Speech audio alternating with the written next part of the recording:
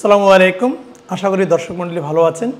আমি doctor Mostafizur Rahman, assistant professor hepatobiliary and pancreatic surgery, পাশাপাশি AMZ hepatobiliary and pancreatic সেন্টারের chief consultant হিসেবে কাজ করছি। আজকে আমি ক্রনিক প্যানক্রিয়াটাইটিসের কিছু জটিলতা নিয়ে বলবো। আপনাদেরকে এর আগে অনেকবার ভিডিওতে বলেছি, সাধারণত ক্রনিক প্যানক্রিয়াটাইটিস যাদের হয় পেটের উপরিভাগে বা ডান দিকে প্রচণ্ড ব্যথা হয় এবং ব্যথাটা পিঠ বরাবর যায়, সময়ের সাথে সাথে ব্যথার মাত্রা বাড়তে থাকে। প্যানক্রিয়াটাইটিসের জটিলতা যদি আমি বলতে চাই, তাহলে প্যানক্রিয়াস সম্পর্কে একটু ধারণা দেওয়া দরকার। প্যানক্রিয়াস আমাদের মানবদেহের যে অন্যান্য organ, heart, lungs, kidney, liver, খাদ্যনালী, ঠিক তেমনই একটি অর্গানের নাম হচ্ছে প্যানক্রিয়াস, যেটি আমাদের পেটের উপরিভাগে আড়াআড়িভাবে বসানো থাকে। দেখতে একটা লিচু পাতার মতো একটু পিঠের দিকে থাকে। সে কারণে যখনই রোগীর ক্রনিক প্যানক্রিয়াটাইটিসের পেইন হয়, ব্যথাটা কিন্তু পিঠের দিকে যায়। এই প্যানক্রিয়াসের মূলত দুই ধরনের কাজ। একটি হচ্ছে ইনসুলিন তৈরি করার মাধ্যমে সে ডায়াবেটিসকে কন্ট্রোল করে, আর প্রতিদিন একজন প্রাপ্তবয়স্ক মানুষের প্যানক্রিয়াস গড়ে 1 লিটার প্যানক্রিয়াটিক জুস বা হজমি রস তৈরি করে। সেটি প্যানক্রিয়াসের নালী হয়ে খাদ্যনালীতে প্রবেশ করে। খাদ্যনালীতে প্রবেশ করে বেসিক্যালি সকল ধরনের খাবারই সে হজম করতে সহযোগিতা করে, হজমিতে সহযোগিতা করে। তবে স্পেশালি তৈলাক্ত যে খাবারগুলো আছে, যেমন খাসি, গরু, পোলাও, কোরমা, বিরিয়ানি, তেহেরি, ডিমের কুসুম, বড় চিংড়ি মাছ, এবাদে ডুবো তৈলে তৈরি করা যে খাবার, যেমন চিকেন ফ্রাই, ফ্রেঞ্চ ফ্রাই, সিঙ্গারা, সমুচা, পেঁয়াজু, ছোলা, এই ধরনের খাবারগুলো হজম করতে বেশি প্রয়োজন হয়। এজন্য ক্রনিক প্যানক্রিয়াটাইটিসের পেশেন্ট যখন এই ধরনের খাবারগুলো খায়, তখন প্যানক্রিয়াস স্টিমুলেটেড হয়, প্রভোগ করে, ফলে সে রস তৈরি করতে চায় এবং তখনই তার প্যানক্রিয়াসের ভিতরে পেইন হয়। এজন্য ক্রনিক প্যানক্রিয়াটাইটিসের রোগীদেরকে আমরা এই ধরনের খাবার খেতে নিষেধ করি। আজকে ক্রনিক প্যানক্রিয়াটাইটিসের জটিলতা হিসেবে যেটি বলতেছিলাম, যেহেতু তার ক্রনিক প্যানক্রিয়াটাইটিস অর্থাৎ প্যানক্রিয়াসটা দুর্বল হয়ে গেছে, অসুস্থ, সুতরাং সে ইনসুলিনও পর্যাপ্ত তৈরি করতে পারবে না, হজমি রসও তৈরি করতে পারবে না। যেহেতু সে হজমি রস তৈরি করতে পারবে না, সে কারণে এই ক্রনিক প্যানক্রিয়াটাইটিসের রোগীদের খাবার কিন্তু হজম হবে না। বিশেষ করে তৈলাক্ত খাবার হজম তো হবেই না, বরং তৈলাক্ত খাবার খেলে পরে তার ব্যথাটা বেড়ে যাবে। তখন কি হয়? যখন খাবার হজম হয় না, রোগীদের ওজন কমতে থাকে। আর যেহেতু এটি একটি ক্রনিক প্রসেস, ফাইব্রোসিস হতে থাকে, ব্যথাটাও বাড়তে থাকে। আর একটা পর্যায়ে গিয়ে ইনসুলিনও সে সাফিসিয়েন্টলি তৈরি করতে পারবে না, ফলে রোগীর ডায়াবেটিস তৈরি হবে। আর প্যানক্রিয়াটিক টিস্যু বা প্যারেনকাইমা, সে অর্থাৎ যে মাংসপেশিটা থাকে, সেটি ফাইব্রোসিস হয়ে ছোট হতে থাকে। আর প্যানক্রিয়াসের ভিতরে যে ডাক্ট, তার ডায়ামিটার নর্মালি 2 মিলিমিটার, কিন্তু সে ডাক্ট আবার চওড়ায় বড় হতে থাকে, 4, 5, 6, 7, 9, 10 বা আরও বেশি বড় হতে থাকে।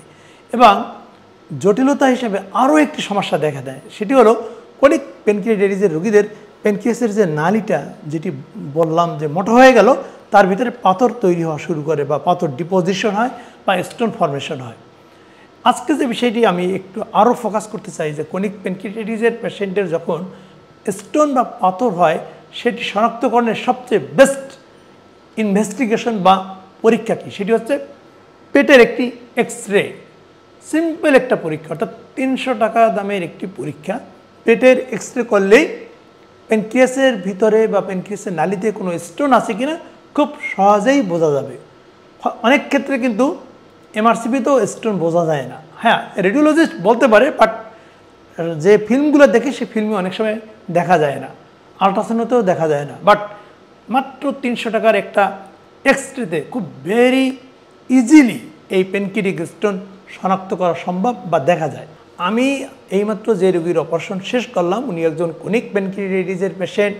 দীর্ঘ 20 বছর ধরে উনি এই ধরনের সমস্যা নিয়ে ভুগছেন, অর্থাৎ পেটে প্রচণ্ড ব্যথা, হসপিটালে প্রায় 10 বার ভর্তি হয়েছে, ওজন মাত্র 44 কেজি, ডায়াবেটিস আছে এবং প্যানক্রিয়াসের নালীতে তার অনেক স্টোন ফর্মেশন হয়েছে। দেখেন, সিম্পল ওনার এক্স-রেটা একটু দেখুন।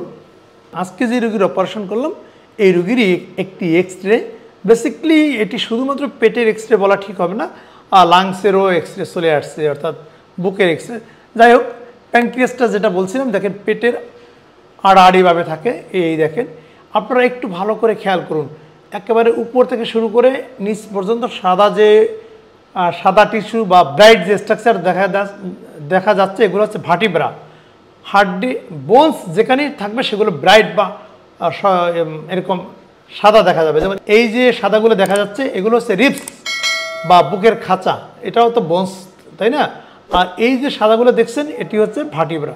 কিন্তু একটু এই সাদার ভিতরে যদি আপনারা খেয়াল করেন, এই থেকে শুরু করে দেখেন সাদা অনেকগুলো স্ট্রাকচার, এসব হচ্ছে স্টোন।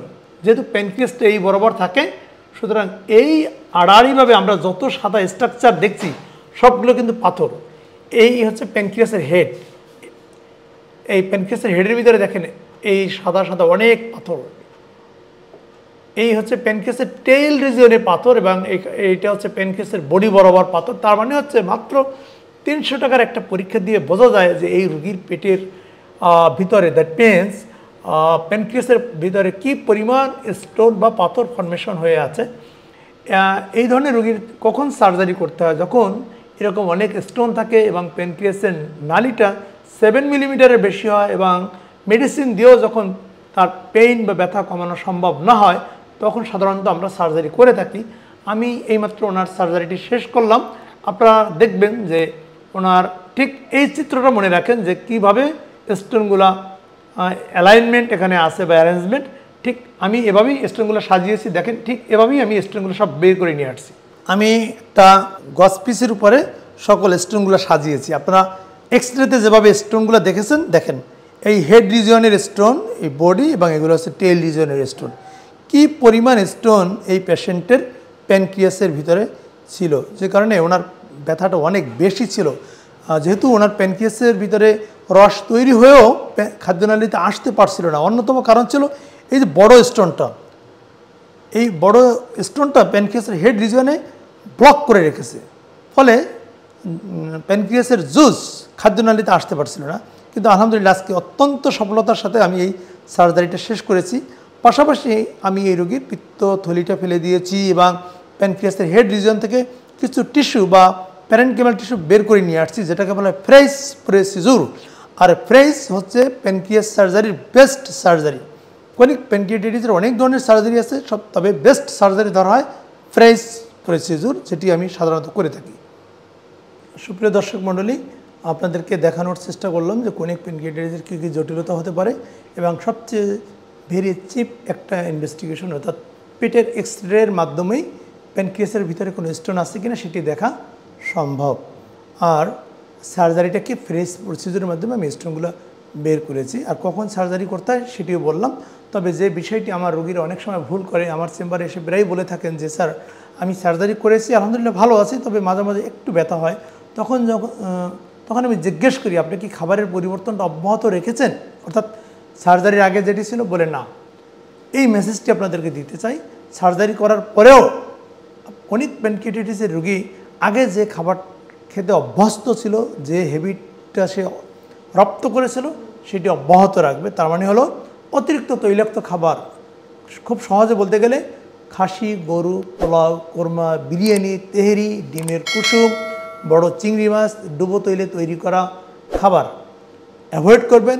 আর কেউ যদি পান, জর্দা, বিড়ি, সিগারেট, তামাক এগুলোর সাথে অভ্যস্ত থাকেন, সম্পূর্ণভাবে বন্ধ রাখতে হবে। কারণ একটি স্টাডিতে দেখা গেছে ক্রনিক প্যানক্রিয়াটাইটিসের পেশেন্টের ক্যান্সার হওয়ার ঝুঁকি খুব বেশি নয়, তবে যারা ক্রনিক প্যানক্রিয়াটাইটিস হওয়ার পরেও এই তামাক জাতীয় খাবার এবং অ্যালকোহলে অভ্যস্ত থাকেন, তাদের ক্রনিক প্যানক্রিয়াটাইটিস ক্যান্সারে টার্ন করতে পারে। সে কারণে আপনারা অবশ্যই এই বদ অভ্যাসটা যদি থাকে এটি পরিত্যাগ করবেন। ভালো থাকুন, আল্লাহ হাফেজ।